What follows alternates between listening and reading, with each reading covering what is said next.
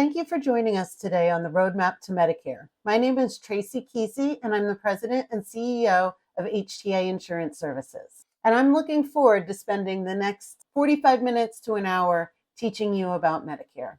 But before we get started, I'd like to take a moment and just tell you a little bit about HTA. We help simplify and solve complex insurance decisions as they revolve around Medicare. And what we specialize in is walking people through their Medicare onboarding process. So that starts early, even pre-65, learning about what your timing is to go into Medicare. And then the next step would be the actual enrollment in Medicare when you're ready, Medicare A and B. And then in picking out and enrolling in your secondary services. That's your onboarding process. And then once you become a client of ours, we will give you year-round VIP support services. You can ask us any questions. We help with billings and claims and coverage issues. And we're here to do an annual review on your coverages each year during the annual enrollment period if you'd like our assistance with that, which is an exclusive service that we only offer to HTA clients that onboard with us into Medicare. And what makes HTA different? Well, we have almost 20 Medicare advisors that do nothing all day except for helping people onboard into Medicare. So they truly are knowledgeable in this field and have helped many, many people, and they can bring that expertise to you with over 20 years of industry experience, unlimited professional support, and access to over 20 insurance companies. And our promise is that you will never get any unwanted phone calls, no pushy sales agents, and we want to be on your team. And honestly, that's what really makes us stand out. The fact that we are leading with heart. Check our reviews out on Google and you'll see for yourself just how much people love working with us. And the way we're able to accomplish that is all of our advisors here at HTA are salaried employees. They're not commission-based, they're not incentivized to sell you anything, and therefore all of their recommendations are going to be unbiased, friendly, supportive, and there's never going to be any pressure to buy something. And the best part is, there's no cost to working with HTA. It's no cost to you, your family, your friends. We can help anybody with their Medicare onboarding experience nationwide. We're licensed in all 50 states. And you do not pay more in insurance premiums by using our support and enrollment services. And to be completely transparent, our only request would be that when it does come time to enroll in Medicare, because at some point in your life you will have to enroll, please utilize us to help fill out the paperwork and complete the enrollments in your insurance products, because that's how HTA ultimately continues to get paid. HTA is paid by the insurance companies for educating and helping people enroll in different Medicare parts and pieces. So we're going to go over a lot of information today, but remember, the slides are available for your reference as well as the recorded replay. We're going to first start off by talking about all the parts and pieces of Medicare, what the benefits are, and what you can expect for costs. We'll dive a little bit more detail in the differences between Medicare Supplement or Medigap and Medicare Advantage plans, and those plans you see advertised on TV. And lastly, we'll spend some time on enrollment timing. So when should you be enrolling in Medicare in line with your retirement goals and objectives? So let's dive right in. What is Medicare? Medicare is the health insurance that you become eligible for when you turn age 65. So anybody age 65 and over who's lived in the United States for at least 5 years and is a permanent resident or green card holder qualifies for Medicare. Also, possibly those that are under age 65 if collecting Social Security disability income or have end-stage renal disease like kidney failure, kidney dialysis, or kidney transplant. Now, many people think that qualification has to do with their normal retirement age, but normal retirement age is actually the age when you qualify for your full Social Security income benefit. 65 is the age when you become eligible for your Medicare benefit. So everyone has a choice to make at age 65. Do I enroll in Medicare like all of the threatening literature says I have to do, with deadlines and penalties and must enroll now? Or do I have a valid reason to defer my Medicare and enroll later? When you do enroll in Medicare, it's kind of an alphabet soup. You need several parts and pieces to make up comprehensive health care. So you'll need Medicare A and B, which is through the federal government. And then you'll need some form of Medicare Part C, which is Medicare Advantage or Medicare Supplement, and some form of D for drug plans. And there's many carriers that offer Part C and D to choose from. The first part of Medicare is Medicare Part A. And when you think A, think of A for admission into the hospital. Part A is your inpatient coverage. Generally, there's no cost for Part A, provided you or your spouse has paid a minimum of 10 years of Medicare taxes throughout your lifetime. Then there's Part B. Part B is your medical outpatient services. So things like doctors and specialists, labs, x-rays, MRIs, surgeries, chemotherapy, even things that you go to the hospital for, like emergency room visits or observation, that's all covered under Medicare Part B as outpatient. And Medicare does have a cost for Part B services, and that cost is dependent on income. The only people that don't pay a Medicare Part B premium are those that qualify for Medicaid or state financial assistance to help pay their premiums. In 2025, if you were a single tax filer earning up to $106,000 or a joint household tax filer earning up to $212,000, then you will fall in the base income bracket and you will pay $185 a month for your Medicare Part B. But for anyone that earns more, you'll also pay more for your Medicare. So a couple things to notate here. Number one, the premium on the right is a per person per month premium.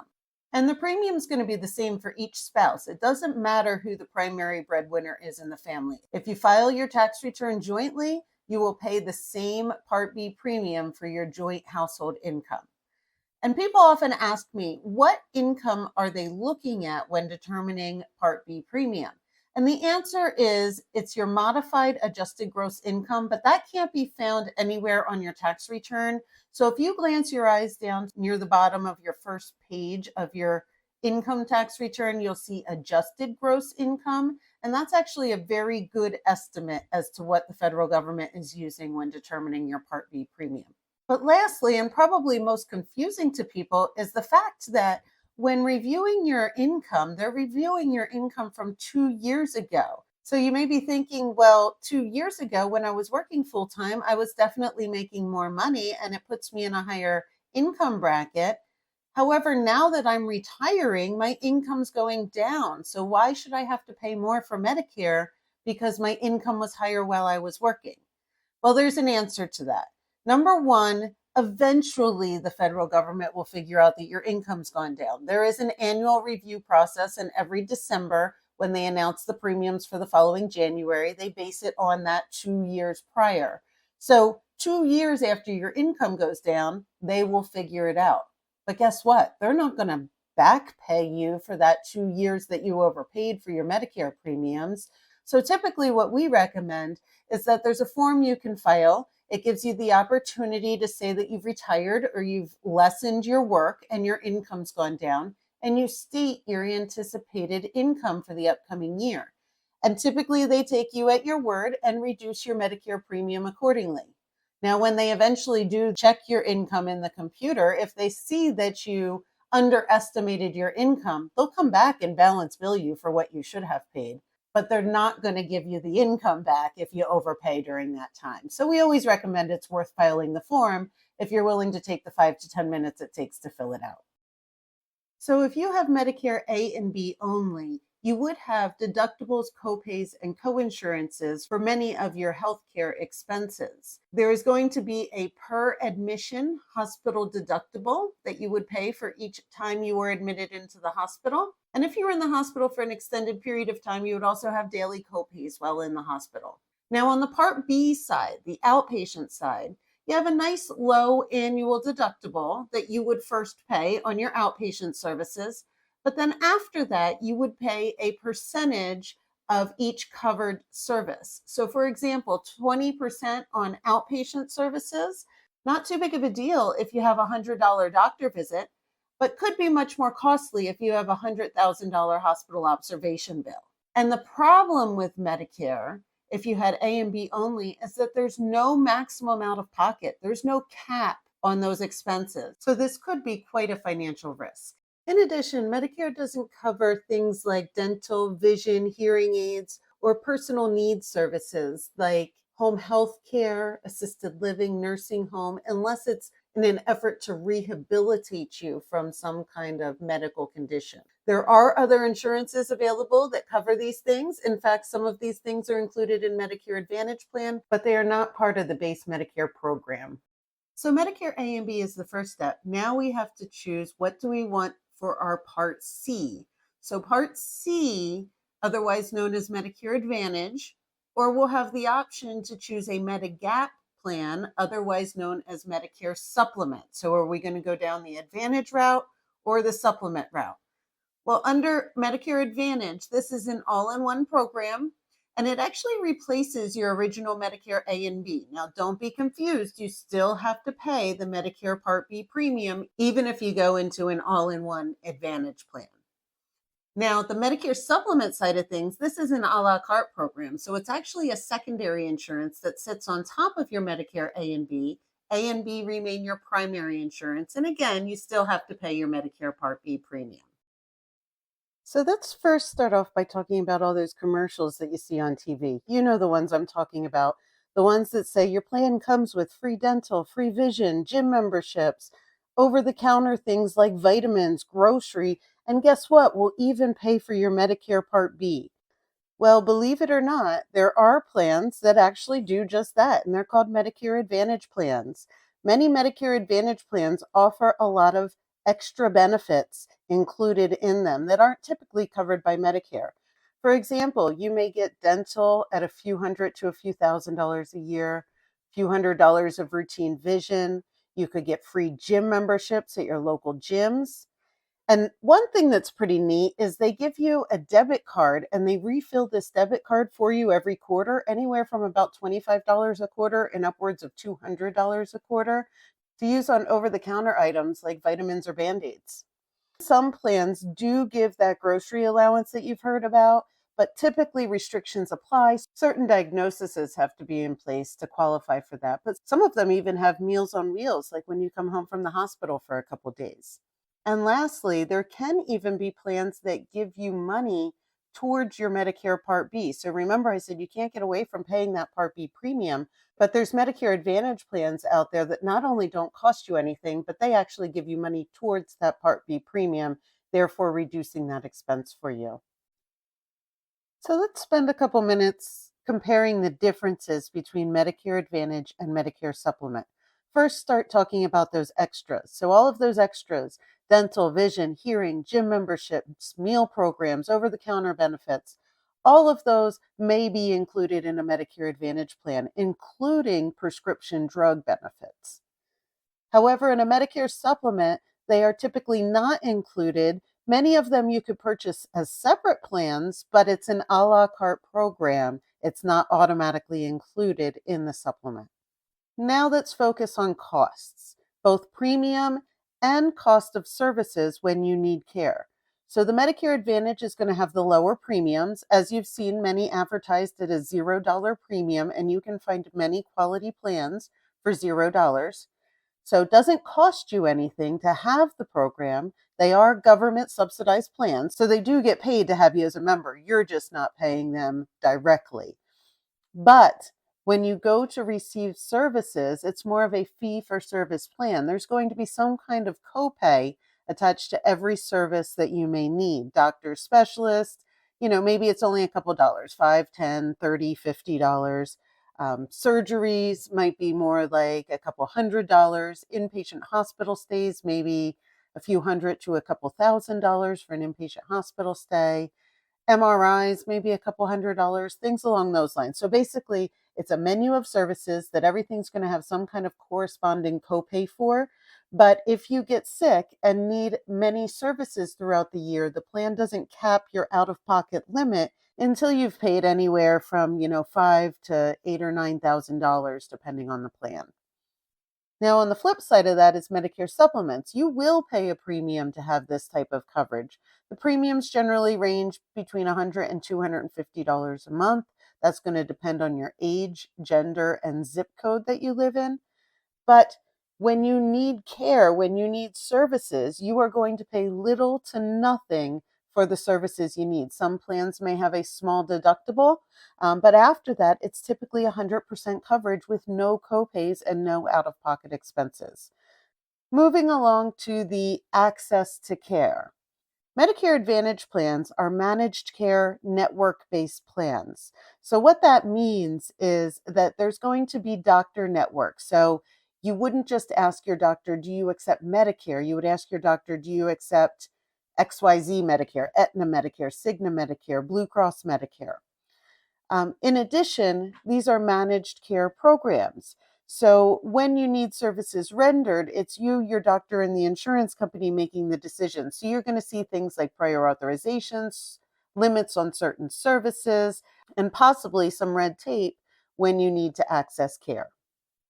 On the other hand, Medicare supplements are not going to be restrictive in the networks or the managed care. So there's no networks. You can use any doctor nationwide that accepts Medicare. So your question to your doctor truly is, do you work with Medicare? And actually, 99% of all non-pediatric doctors do work with Medicare nationwide. And there's no managed care. So you and your doctor are in control of your medical decisions. So you may be thinking, okay, well, I'm young, I'm healthy, I like the idea of all these extras, I like the idea of no premium. Maybe I'll go with Medicare Advantage for a few years, but then if something happens and I get sick and need more care and it's going to start to cost me more money and I want to have access to not as many networks or no managed care, then I'll flip over to the Medicare supplement side. Well, unfortunately, it's not quite that easy because when you first enroll in Medicare, you'll have a choice either way you want to go. But after you've been in Medicare for a little while, on the Medicare Advantage side, you will still have a choice. Every year you can change your Medicare Advantage plan during the annual open enrollment period.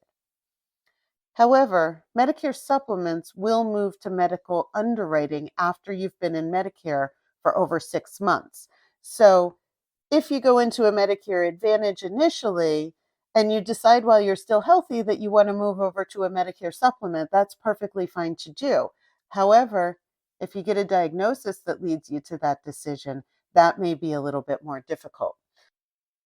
So let's talk a little bit more in detail on how these plans work. So with a Medicare Advantage plan, you have an example on your screen of 3 separate plan designs, and you can see they each have varying maximum out-of-pocket limit. That's the most you'll ever pay in copays in a given year, no matter what happens to you.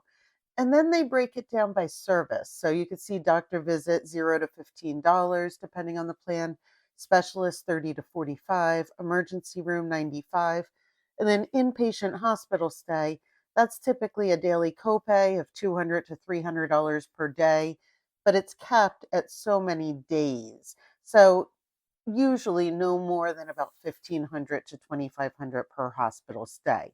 This is just a small example of the menu of services that you would receive in the summary of benefits for the different plans that you were looking at. One of the biggest out-of-pocket risks with a Medicare Advantage plan are treatments like cancer treatment because chemotherapy and other infusion therapies have a 20% copay.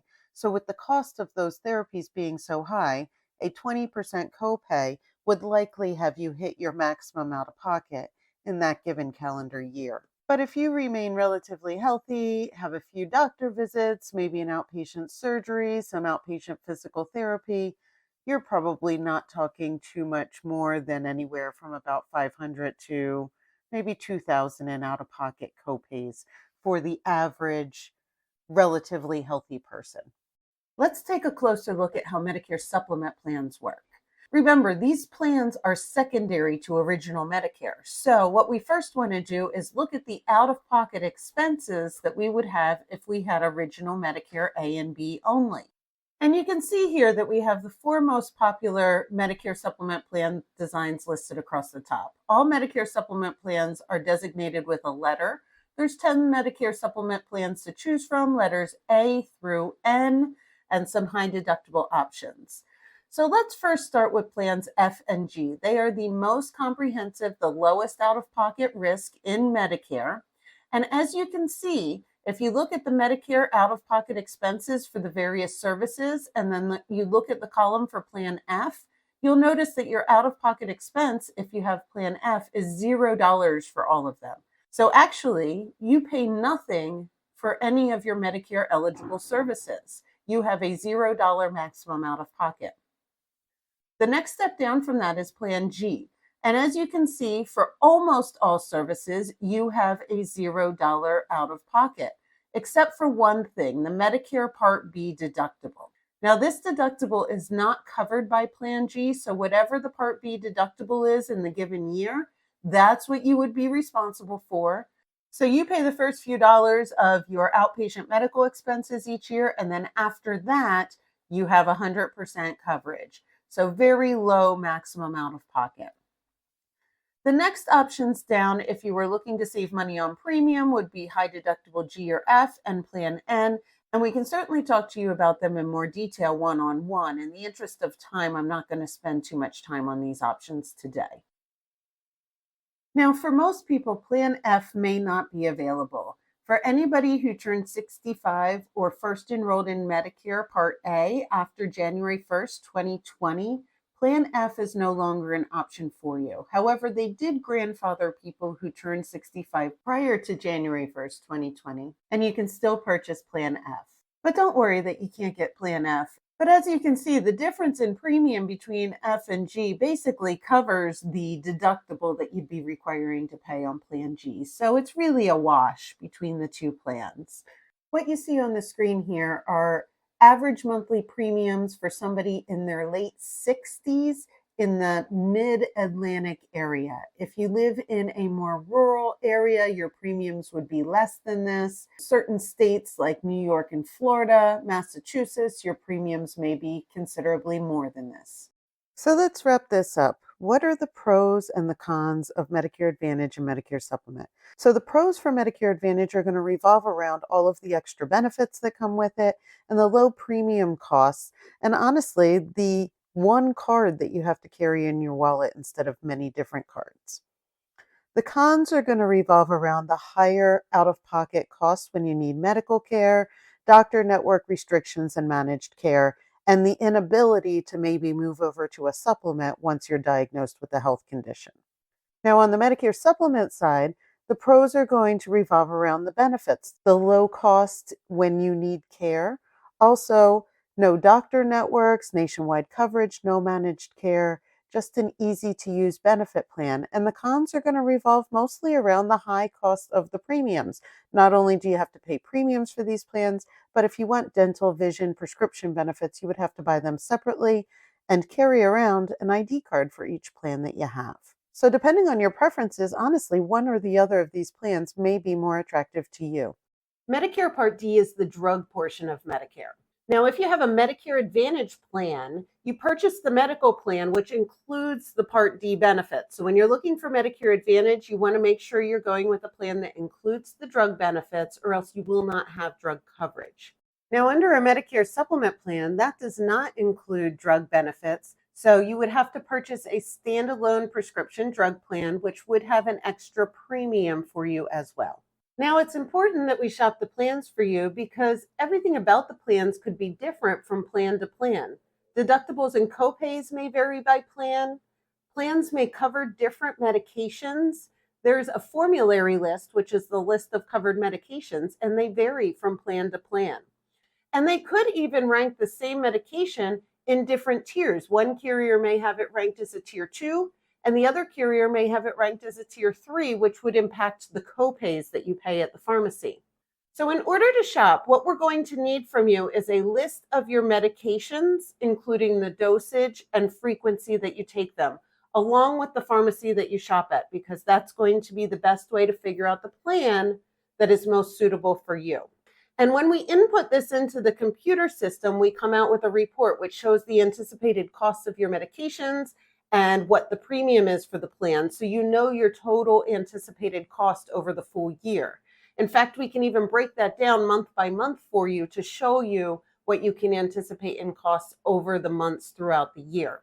The good news is you can reshop your prescription plan every year through the annual enrollment period, October 15th through December 7th. And although most prescription drug plan companies won't allow insurance agents to represent you any longer, you have to purchase it directly from Medicare.gov or directly from the company. We feel that this is an important service that we want to help our clients with. So every year during the annual enrollment period, we send you a 30-minute video on all of the changes that are happening, what you need to know, what you need to look for. We will show you how to go on to Medicare.gov, see your current plan and how it's going to change next year. And we even offer short consult appointments to go in and verify that everything's going to look good for you for the following year. As of 2025, the federal government has put a $2,000 maximum out of pocket on your prescription copays. So as long as your prescriptions are covered by the plan, then you know you will never have more than $2,000 of out of pocket copays. And I know that number sounds high, but for people that have prescriptions that retail at $5,000, $10,000, $15,000 a month, historically they had to pay five, six, eight, $10,000 a year on their prescription. So this is considered a big improvement and a big win for Medicare beneficiaries. And the good news is every plan is required to cover a minimum of 2 of every type of prescription out there. So there's always going to be choices for you, but not every prescription's covered. So the main thing that we need to do is make sure that your prescriptions are covered by the plan that you're selecting. So the plans now have 3 stages of coverage. You're first going to start off in your deductible stage. This is where you pay your full cost of prescriptions up to the stated deductible. Deductibles may vary by plan, and also many plans will waive the deductible on Tier 1 and Tier 2 generic prescriptions, so the deductible may not always apply. Once you satisfy your deductible, you're going to go into your initial coverage stage. During that initial coverage stage, you're going to pay a copay or a cost share for your prescriptions until you reach your maximum out of pocket.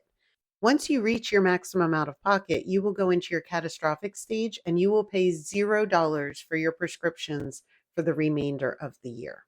Just like you have to pay a higher premium for Part B if you earn more money, you also have to pay a higher amount for Part D, the drug plans, if you earn more money.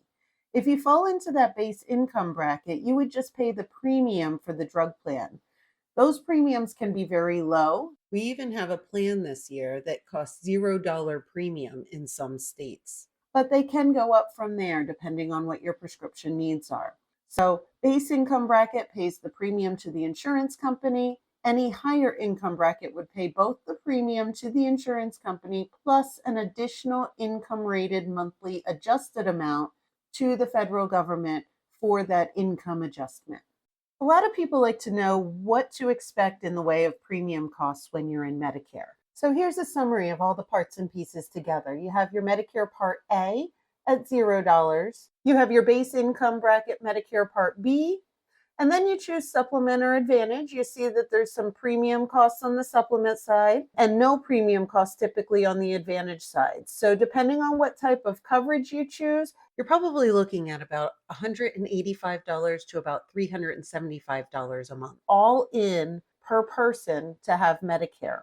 And for each income bracket, that's going to go up by about $100 a month. So here's a summary of what you can expect if you're in the highest income bracket. You may notice that the only things that have changed on this page are the Part B premium, and now there's an income rated surcharge on the Part D drug portion. And for that reason, people in the highest income bracket are probably expecting somewhere in the ballpark of about $715 to $915 a month per person in Medicare premiums, depending on the program that they choose. I hope you have a better understanding of how Medicare works and what it costs. Now let's talk about the when. When do you need to go into Medicare? Because there's a lot of confusion that revolves around this. And what you've probably noticed as you approach age 65, the mail starts coming and it says things like deadlines, penalties, must enroll. And you may be thinking, well, I'm not ready to retire yet. Can't I just defer my A or B? Do I really have to enroll in Medicare when I turn 65? What we always recommend is that you start looking into this and get advice nearing your 64th birthday or 64 and a half, because then you can get some education. You won't miss any important deadlines and you'll understand the timeline of what's ahead of you. This is what we call your pre-retirement roadmap to Medicare consultation. Many people often ask if Medicare enrollment is automatic or what they have to do to defer Medicare if they don't want to take it when they're 65. Well, that's really going to depend on if you're collecting Social Security income or not prior to your 65th birthday. So, most of you that are probably still working are not collecting Social Security income, but you may have non working spouses that are collecting Social Security income.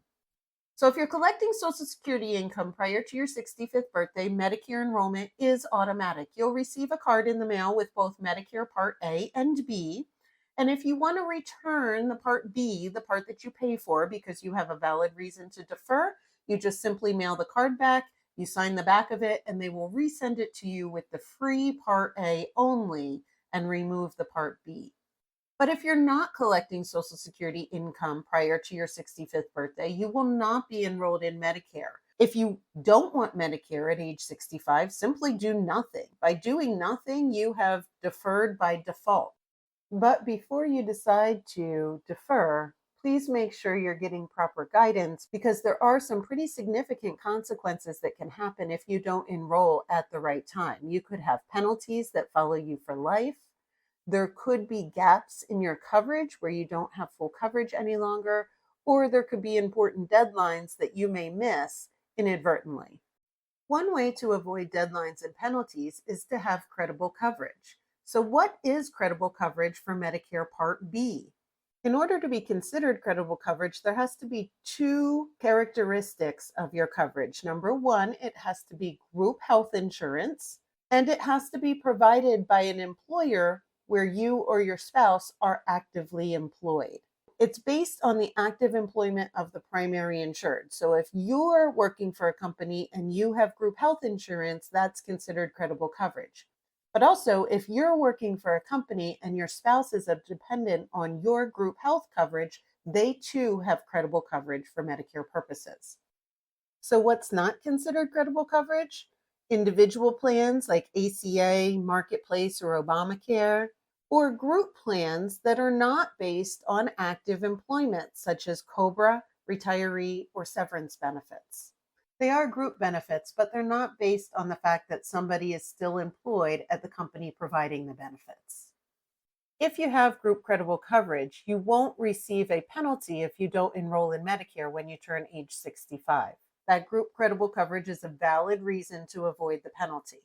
What I have on the page is a screenshot from our Roadmap to Medicare guidance pages, and we've developed about 16 to 20 different Roadmap to Medicare recommendations as to when you do and do not need to enroll. But one thing that's the same on all of these pages is you will get a short layman's term answer as to what you need to do and why.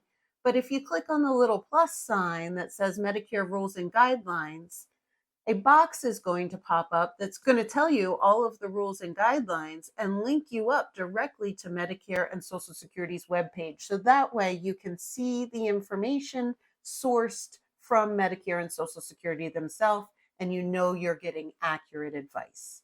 So with credible coverage, you avoid that age 65 deadline.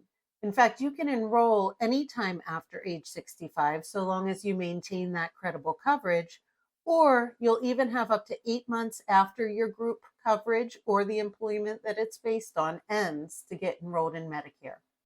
So you likely just discovered that you probably don't need to enroll in Medicare if you're going to continue working past your 65th birthday and stay on your group health plan. But many people tell you that you're required to enroll in the free Medicare Part A, but the thing you can defer is the Medicare Part B. So what's the truth behind that? And legally, you're not required to enroll in Medicare Part A. There's no penalty or deadline for this, assuming that you receive Medicare Part A for free. So think of it this way. What's a 20% penalty of $0?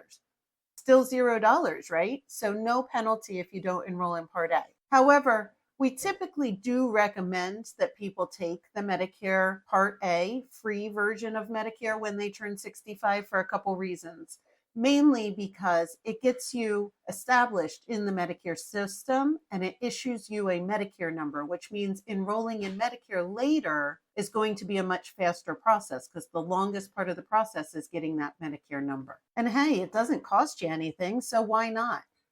There are certain situations where you do not want to enroll in Medicare Part A, even though it's free when you turn 65. And that's if you're making deposits into a health savings account. because once you enroll in the free part of Medicare, you no longer qualify to make deposits in the account.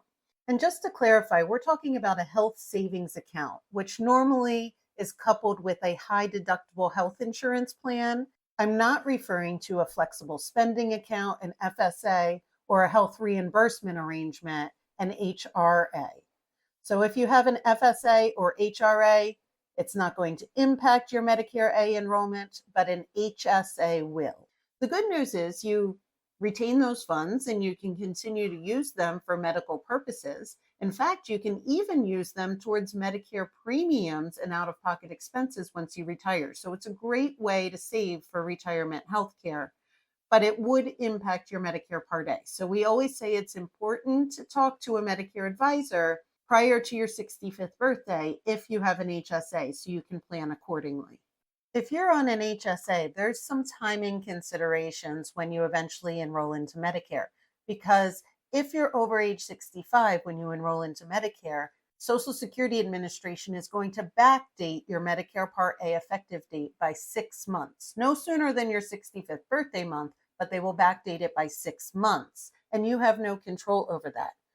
So what they're going to allow you to do in that calendar year is make prorated deposit amounts for the amount of time that you are not legally in Medicare. So prorated deposits in the amount of the number of months before you enrolled in Medicare Part A in that calendar year. Let me give you an example. Let's say you retire October 1st. So they're going to backdate your Medicare Part A till April 1st. You'll still get an October 1st effective date for your Part B, the part that you pay for, but Part A will be backdated. So you're going to look at the maximum contribution that's available for you in that given tax year for your HSA. And in this situation, you would be able to deposit 3/12 of that maximum, because legally you were only not enrolled in Medicare for January, February, and March. So it really doesn't matter when the deposits are made throughout the year. They could certainly be made after April 1st, but you cannot deposit more than that prorated maximum.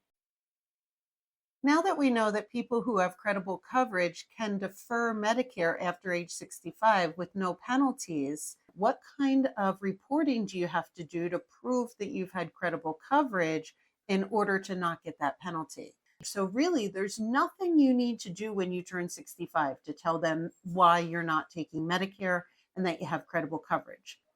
The action comes when you eventually go to enroll in Medicare. So maybe now you're 68 or 70 and you've decided to retire, come off of the group health plan and go into Medicare. Well, that's where you're going to need this form. It is called a request for employment information. This is what we at HTA like to call the golden ticket. And no, it's not quite as exciting as a golden ticket into Charlie and the Chocolate Factory, but it is a golden ticket into the Medicare system. It is signed by your employer or your HR team, and it asks for a couple pieces of important information. It asks the dates that you or the employee have worked for the company, and it also asks for the dates that you've been covered under that group health insurance plan. If you're married and you're both covered under the plan, this form needs to be completed for both the employee and the dependent spouse.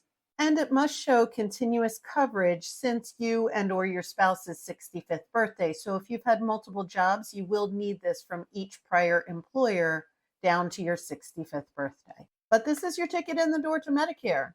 We provide this to the Social Security Administration, asked to enroll in Medicare Part B, and they give you an effective date as early as the first of the following month. I'd like to take a moment and talk about the timing of your Medicare enrollment, because although the process is simple, sometimes the timing can be very long. We know a lot of the people that we work with like to retire at the end of the year, which would mean a January 1st Medicare start date. And sometimes this can be a little tricky or a little stressful because of the sheer amount of volume that Social Security Administration is dealing with during the fourth quarter of the year. So some of the challenges of enrolling in Medicare at the end of the year are longer processing times, higher risk of mistakes or delays in the processing, and if you have to call the Social Security Administration, much longer hold times, which a typical hold time is between 15 minutes and an hour. But during the fourth quarter of the year, a hold time can be anywhere from 90 minutes to 4 hours. So getting things fixed is a lot more time consuming. Now, this doesn't mean that we can't get it done. It just means that we should probably have some attention to some advanced planning so that way it does not have to be as stressful.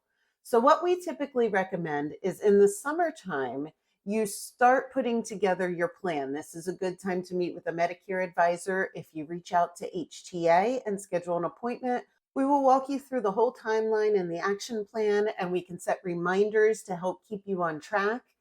We can also go over how Medicare is going to cover you, how Medicare Part A and B work in more detail. We can look at your supplemental and Medicare Advantage options, as well as your prescription drug plans, and put together a soft plan of what you think you're going to be enrolling in for the new year. The next time you're going to want to take action is in October. That's when you can apply for Medicare A and or B up to 3 months before your requested effective date. So we always recommend that you start as early as possible, especially if you have not yet enrolled in Medicare Part A, because Medicare Part A is what establishes your Medicare number, and you will not be able to complete the rest of the Medicare process until you have this Medicare number issued, which can take up to 5 or 6 weeks, assuming that the application process goes smoothly and there's no hiccups. And the last part of the process is finalization. So we can finalize the rest of your plan designs as soon as you have your Medicare number. So if you're already enrolled in Part A, we can do this as early as October when you're starting your Part B process. However, if you are not yet enrolled in Part A, that may get extended to maybe November or December to complete the process once you get your Medicare number. At this time, we will confirm the soft plan selections that you made over the summer and make sure that they still make sense based on your current health needs, your budget, as well as any plan changes that may have been released for the new year. We can double check on all of that anytime October or later. So we'll complete the rest of the paperwork and be able to get you in line nice and seamlessly for a January 1 effective date. So the downside is if you wait till October, November, or December to start this process, you're already behind the 8 ball. And then a lot of the times we're really backing up to January 1, where we might not have a Medicare number yet or ID cards available. So it does become a little bit more stressful for our clients if they wait. Not that it can't be done if you wait, it just may not be as seamless. Another idea would be maybe just wait till the new year and after the holidays are over to start your retirement process. Talk to your accountant, talk to your financial advisor. My advice is only based on Medicare enrollment and nothing else. But if it is irrelevant to you, perhaps you start the process in January or February and plan a Medicare enrollment date for anywhere between April 1st and June 1st. Gets you right in line for retirement for the summertime, so it could be a good time for you. That is typically a great time of year to enroll because the Social Security Administration is not busy. We can get through to them pretty easily if any situations arise. And also, your Medicare number is issued fairly quickly. So completely up to you. We're here to help no matter what you decide. So we know with credible coverage, we won't have deadlines or penalties to enroll in Medicare. However, there's a difference between types of credible coverage, and that's when it comes to group size. If the employer that's providing the coverage has over 20 employees or under 20 employees. If they have under 20 employees, then you may want to consider enrollment into both Medicare A and B when you turn 65. The reason why people covered under small groups may want to consider Medicare when they first turn 65 is because if you have under 20 employees in your company, your group coverage will likely become secondary to Medicare A and B when you turn 65. That's the Medicare law. So Medicare A and B may be required even if you intend to stay on group health insurance coverage, just for the simple fact of having full benefits. Many people who work for a small company find it more cost effective to just come off of the group insurance at that time and enroll fully into all of the Medicare parts and pieces.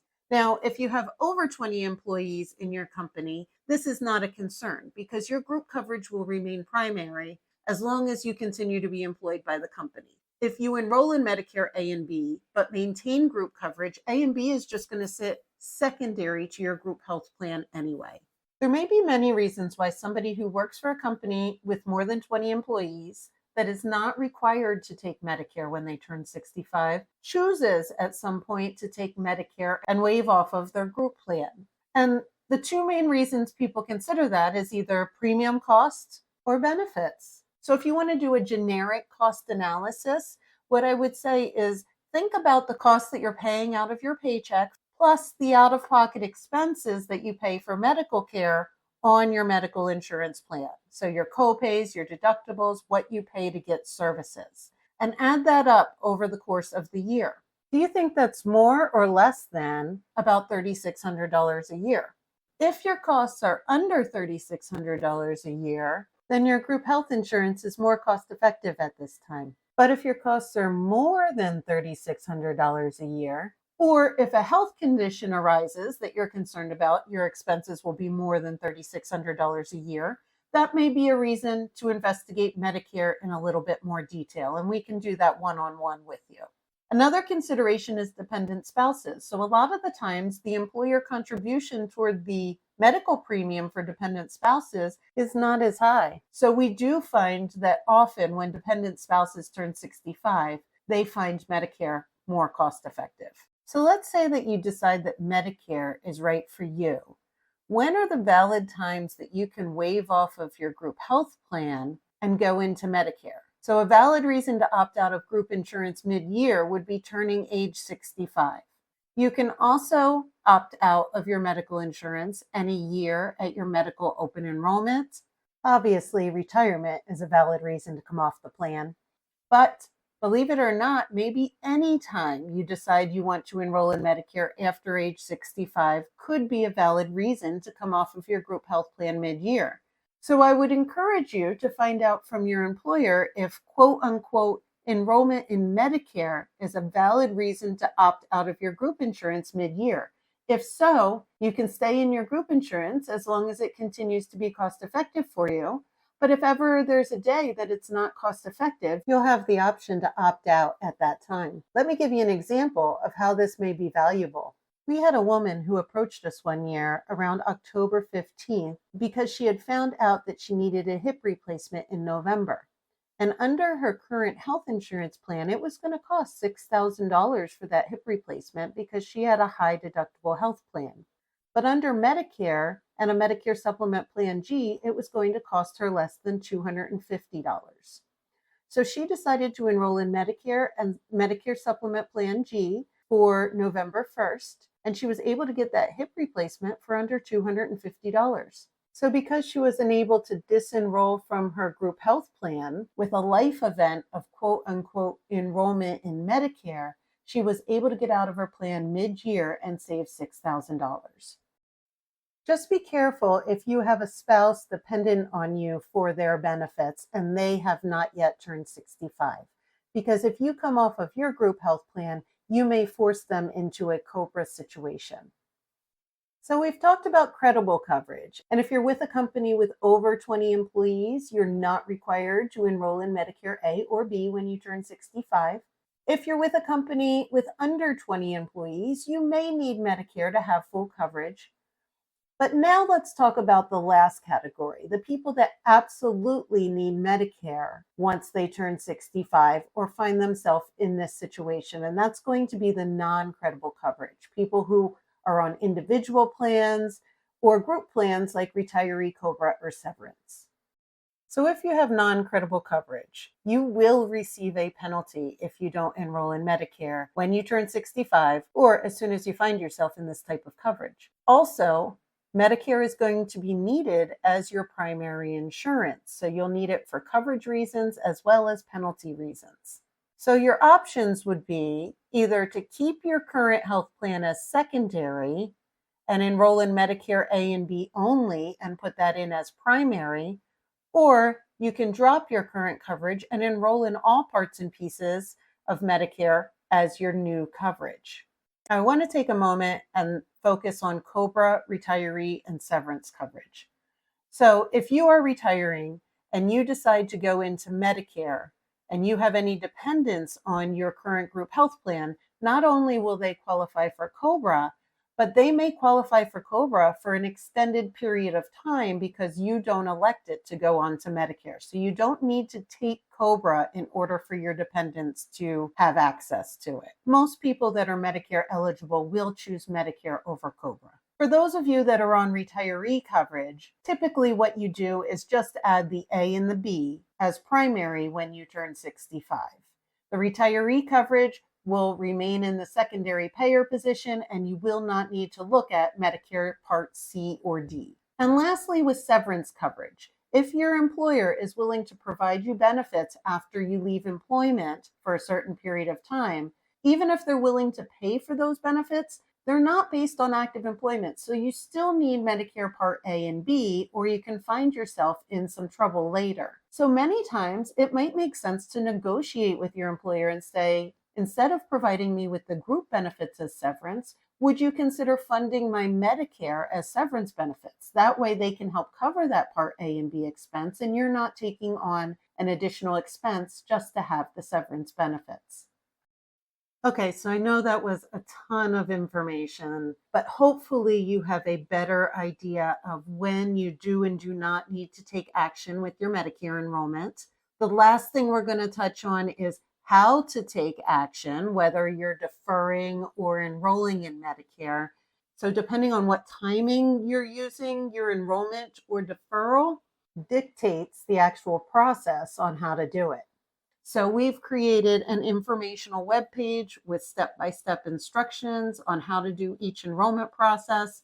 We're here to hold your hand through the whole process and explain everything to you and help you troubleshoot with any issues. So I want to thank you for the time that you spent with me today learning about Medicare. I really hope that you're walking away with at least a couple pieces of information that you didn't know before, but you do not have to retain this information. Simply just call us if you need anything. If you're approaching age 65 or retirement and you're looking for some guidance on Medicare, either scan the code on this screen or you can go right to our HTA-insurance.com/schedule page to schedule a one-on-one consultation. As mentioned earlier, we don't charge anything for the consultations. You never pay more for the insurance, and you will be welcomed by a warm, friendly Medicare advisor that's going to walk you through the whole program.